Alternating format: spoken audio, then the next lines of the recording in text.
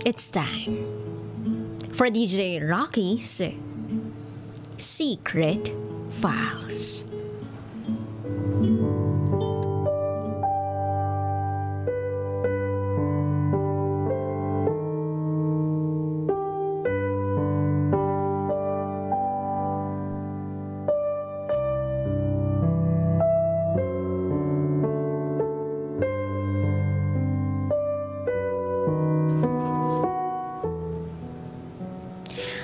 Okay lang naman maging friend si ex, 'di ba?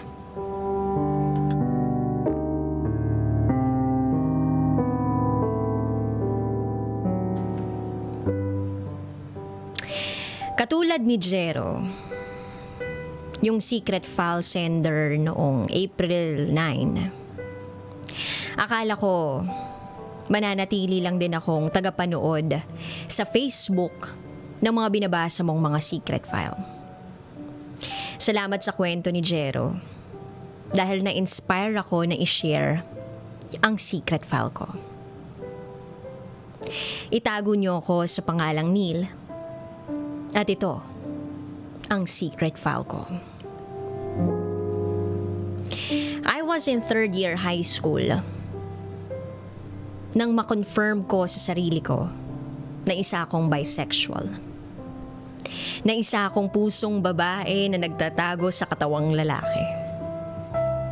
That time, meron akong girlfriend, si Jen. Mag-iisang taon na ang relasyon namin. Noong niligawan ko si Jen, alam ko sa sarili ko na gustong gusto ko siya. Na hindi kumpleto ang araw ko kapag hindi ko siya nakita o nakasama sa isang araw. Yung kinikilig ako kapag kausap ko siya. Pero, isang araw, nagising na lang ako na parang may nagbago sa nararamdaman ko. Sa pagkatao ko. Na ako mismo naguguluhan sa kung ano ang gusto ko. Pati sa nararamdaman ko para kay Jen, nagbago. Yung dating nararamdaman ko para sa girlfriend kong pagmamahal, parang biglang naglaho. Noong una, in denial ako. Pero hindi ko matakasan ang pagtanggap sa bagong ako. Sa bagong pagkatao ko. Kaya mas pinili kong maging honest kay Jen. Hindi ko alam kung sa papaanong paraan ko tatapusin ang lahat sa amin ng girlfriend ko nang hindi ko siya masasaktan. Kasi alam ko, kahit sa murang edad namin, ramdam ko, mahal na mahal ako ni Jen. Pero mas gusto ko na siyang masaktan kaysa magpanggap ako sa harapan niya na parehas pala kami ng nararamdaman. Nagawa kong aminin sa kanya na bakla ako. Hindi ko na matandaan kung paano ko na ipagtapat sa kanya yon. Sobra ko siyang nasaktan, alam ko. Sa sobrang sakit, buong taon niya akong hindi pinansin. Buong taon niya akong hindi kinausap nung third year kami. Noong mag-fourth year na kami, nagulat ako na siya mismo ang lumapit sa akin at naglahad ng kamay. Hindi na tayo pwedeng magjowa. Siguro naman, maging mag-BFF still open. Tanong nitong nakangiti sa akin. Ako naman, mabilis na iniabot ang palad. Sino ba namang ayaw maging friend sa ex niya? Ako gusto ko. Gusto kitang maging BFF for life. At simula noon, naging mag-best friends na kami. Ang bongga, di ba? Madalang na ang mag-ex, maging magkaibigan pa kaya. Noong mag-college na kami sa Maynila, doon na ako nagladlad ng kabaklaan ko. At sa kabaklaan ko, full support sa akin si Jen. Natapos kami ng college at naghanap ng trabaho. Nanatili pa rin kaming magkaibigan ni Jen. Nakailang palit ako ng boyfriend pero ni minsan, si Jen, hindi nakipag-boyfriend. Minsan nga, nangiisip ko pabor sa akin na walang jowa si Jen. Kasi kahit saan, Nakakaladkad ko siya sa mga galaan, mapa out of town or out of the country. Walang magbabawal sa kanya na sumama sa akin. Pero minsan, naisip ko naman na napaka-selfish ko. Habang ang saya-saya ng love life ko, siya, zero pa rin. Kung gugustuhin ng kaibigan ko, hindi naman siya mababatuta sa love life eh.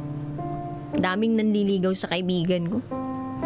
Kung ganda ang labanan, maganda si Jen. Mala Jeneline Mercado ang ganda ng best friend ko. Sexy at mabait pa. Minsan natanong ko siya kung bakit hindi na siya nag-boyfriend uli simula nung naghiwalay kami. Nasa isang restaurant kami noon kumakain. Pasimpleng inginuso ko sa kanya ang mga lovebird na nagde-date sa kabilang table. Di ka ba nainggit sa kanila? Magjowa ka na uli. Gusto kong makita na masaya ka kasama yung boyfriend mo. Sabi ko sa kanya. Bakit naman ako maiinggit sa kanila? May BF din naman ako ah. BF naman kita. Sabi nitong pairap na tumingin sa akin. Boyfriend ang ibig kong sabihin. Gusto ko mag-boyfriend ka na uli para makita kitang kasing saya nila. Sabi ko. Bakit? Malungkot ba ako ngayon? Masaya naman ako ha. Mas masaya akong kasama ka. Na BF ko. I mean na best friend ko. Bakit? Sa tagal nating mag-BFF, ngayon mo lang ako pinagtutulakang magjowa uli. Ayaw mo na ba akong makasama? Sabi nito na merong pagtatampo. Ay, ang OA mo bes ha. Siyempre gusto ko nakasama ka. Mabilis kong sabi. Yun naman pala eh. Kaya pagtsagaan mo na lang muna ako. Hayaan mo, kapag na-secure na ako, na masaya ka na talaga, at hindi ko na nafe-feel yung love ko para sa'yo, promise magjojowa na ako. Pabirong sabi ni Jen, na hindi ko naman talaga sineryoso. Ako bilang isang tunay na kaibigan ni Jen, gusto ko rin naman na sumaya siya sa buhay. Yung makatagpo siya ng makakasama niya sa buhay na mamahalin siya at irerespeto siya. Kung pwede lang na ako yung humanap sa kanya noon, ay ginawa ko na. Kasi nung time na yun kahit wala akong jowa, feeling ko sobrang happy ko na. Kaya gusto ko naman din maging masaya ang kaibigan ko. Isang araw, isang malaking promotion ang natanggap ko mula sa trabaho. Ipadadala ako ng company namin sa LA bilang bagong branch manager. Noon sobrang saya ko kasi pangarap kong makarating sa Amerika. Sa wakas, matutupad na ang pangarap ko. Bahagya akong nalungkot kasi hindi ko lang yun pangarap mag-isa. Pangarap namin yun ni Jen. Gusto naming ma-experience yung White Christmas. Pero yung first White Christmas ko, mukhang hindi ko makakasama ang kaibigan ko. Magde-December kasi noon umalis ako. Gustuhin ko man siyang pasunurin sa LA, hindi pwede. Basta leave sa work niya. Alam kong masaya siya para sa akin at malungkot din. Nung yakapin niya ako, nung ihatid niya ako sa airport, iyak siya ng iyak. Halos ayaw niya akong bitawan. Kahit ayaw kong umiyak noon, naiyak na rin ako. Sa 10 years naming magkaibigan, yun ang unang pagkakataong magkakalayo kami. Yun ang unang pagkakataon na magkakahiwalay kami ng matagal. At kung kailan ako babalik, hindi ko alam. Ano ka ba? Kung makaiyak ka, parang hindi na ako babalik ka. Uuwi ako, babalik ako, papasalubungan kita ng coffee Americano. Biro ko, habang luhaan kami. Amerika yun.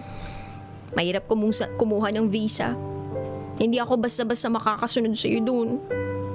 Huwag ka na kayang umalis, Neil. Parang hindi ko yata kaya. Sabi nito nagmamakaawa. Sa tagal naming magkaibigan, sa huling pagkakatanda ko, magjowa pa kami nung huling tinawag niya ako sa pangalan ko. Parang humaplos yun sa puso ko na ewan. Nang makita ko yung nagmamakaawa niyang mata, parang ayaw ko nang umalis. Pero no choice, kundi ang umalis pa rin. Noong first 6 months ko, consistent ang communication namin ni Bes. Bukod sa chatting, messenger, video call, tawag sa phone, grabe, todo effort talaga si Jen. Hanggang yung dalas, dumalang ng dumalang. Hanggang sa nawalan na kami ng communication. Naging busy ako sa work, yung halos wala na akong time sa sarili ko. Nung una nag-e-enjoy pa ako pero habang tumatagal, pahirap ng pahirap. Sa pagkawala ng communication namin, masasabi kong kasalanan ko. Ako ang nagkulang, nawalan ng time. Pero hindi ibig sabihin noon ay nakalimutan ko na siya. Sa pakiramdam ko, nagtampo sa akin si Jen. Sabi ko babawi ako sa kaibigan ko. I tried to communicate. Pero mukhang siya naman yung busy. Hindi ko galing mag-Facebook kasi Instagram ako nahilig. Para ma-react out ko siya, nag-FB uli ako. At na-surprise ako nang i-check ko yung Facebook niya. Wow! Napawaw ako sa mga post ni Jen. Ibang-iba yung aura niya sa FB. Yung mukha siyang masaya. Hanggang sa na-scroll ko yung account niya, nakita ko, in a relationship ang status niya. Ouch! Bakit ganun? Bakit parang tinurok ng karayom yung puso ko? Bakit parang nasaktan ako? Umiling-iling ako, hindi dapat. Dapat maging masaya ako sa kaibigan ko. Pero parang hindi ako masaya. Ito yung moment na hinihintay ko, yung maging masaya yung kaibigan kong si Jen. Pero bakit hindi ako masaya? Naiinis ako. Nagiinit. At puno ng galit yung puso ko. Kasi nakita ko ang sweet nila nung bago niyang boyfriend. Ang sweet-sweet nila sa pictures. Pero ganun pa man, tinawagan ko pa rin si Jen. Kunwari, kinongratulate ko siya sa pagkakaroon niya ng jowa. At doon nagkaroon kami uli ng communication. Kapag magkausap kami sa phone, nagpapanggap akong happy ako para sa kanya. Kahit ang totoo, hindi. Nagsimula akong muli naguluhan sa sarili ko. Siyempre, normal lang yun. 10 taon kaming magkaibigan ni Jen. Nasanay ako na ako lang yung kasakasama niya. Ako lang yung nakakayakap at nakakahawak ng kamay niya. Clingy ako sa kanya. Kaya hindi ko kayang makitang may ibang nakalingkis sa kanya sa mga post niya sa Facebook niya. In denial pa rin ako sa nararamdaman ko. Selos kaibigan lang yan. Selos kaibigan lang yan, Neil. Sabi ko sa sarili ko. Selos kaibigan. O selos kaibigan. Sunod kong tanong sa sarili ko. 1 taon pa ang lumipas. Sa wakas, pwede na ako magbakasyon sa Pinas ng 2 months. Ang dami kong plano para sa aming dalawa ni Jen. At alam ko sa pag-uwi ko magugulat sa akin ang kaibigan ko. Lalaking lalaki na uli ako. Oo, nagbalik loob ako sa pagiging lalaki. Hindi na ako masaya sa pagiging bakla. Nanawa ako. At sa pagiging lalaki sa pakiramdam ko, dito ako totoong magiging masaya. At sana hindi pa huli ang lahat. Sana. Si Jen ang sumundo sa akin sa airport. Doon pa lang, gustong-gusto ko na siyang yakapin at halikan. Pero hindi ko nagawa. Kasama niya ang asungot niyang boyfriend. Sa isip ko, nagulpi ko na yung bagong boyfriend ng kaibigan ko. Yung mga plano ko sa pag-uwi ko, wala doon yung nangyari. Ang masolo sa bakasyon si Jen. Hindi nangyari kasi laging nakabuntot yung boyfriend niyang asungot. Ang sama-sama ng loob ko sa nangyayari pero hindi ko maipakita kay Jen na masama yung loob ko. Napuno ang bakasyon ko ng sama ng loob at puro pagsiselos nang hindi alam yung ng kaibigan ko. Masama ang loob ko sa sarili ko kasi ang tanga-tanga ko. Kasi hinayaan kong maagaw ng iba yung taong totoo palang mahal ko. Oo, Mahal ko pala si Jen. Mahal ko na uli siya. Kung kailan handa na ako maging lalaki uli, saka naman yung babaeng mahal ko, may ibang lalaki ng mahal. At selos na selos ako kahit wala naman akong karapatan. Kaibigan ko nga si Jen. At nahahalata na pala niya na may kinikimkim ako sa loob. 1 linggo na lang noon ang bakasyon ko. At sa wakas, nasolo ko na siya. Bes, may problema ba tayo? Tanong niya. Wala. Meron ba? Kunwaring balik tanong ko sa kanya. Come on, kilala kita. Nafe-feel ko may problema ka. Pwede mo namang sabihin sa akin, di ba? Sabi niya sa akin. Sabihin ko man sa'yo, mukhang useless lang. Wala ka ring magagawa. Kaya ko to. Kayang-kaya ko tong mag-isa, wala lang to. Sagot ko sa kanya. Ano nga kasing problema? Pagpupumulit ni Jen. Gusto mo talagang malaman? Hamon ko sa kanya. Oo, kasi kaibigan mo ko. Yun nga eh. Kaibigan mo lang ako. Na-close na tayo sa pagiging magkaibigan. Sagot ko sa kanya. So, may problema nga sa pagkakaibigan natin. Ano bang problema? Tanong niya sa akin. Alam mo kung anong problema ko?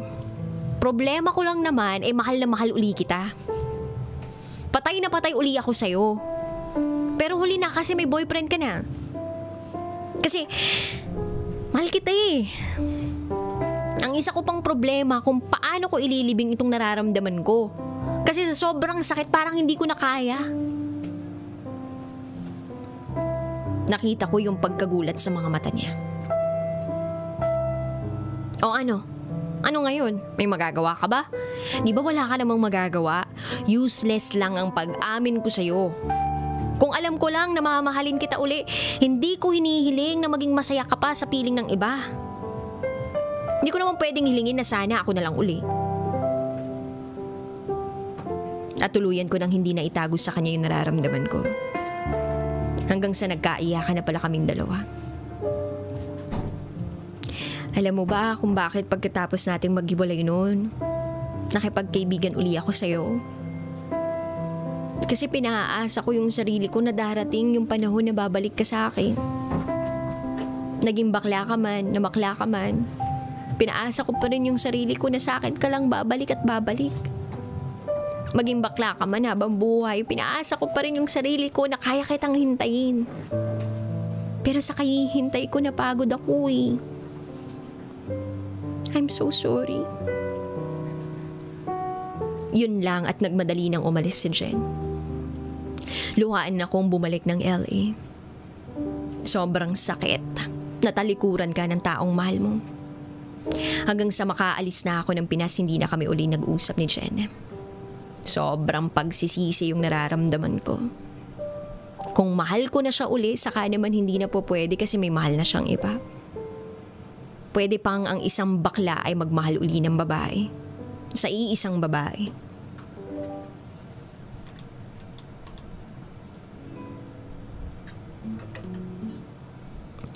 Sa iisang babaeng matagal ko nang pinaghihintay. Sayang lang talaga. Sayang at hindi ko na maibabalik ang lahat. Punong-puno ako ng panghihinayang. Wala akong balak mag-move on. Ninamnam ko yung sakit na iniinda ng puso ko. Ayaw kong kalimutan si Jen.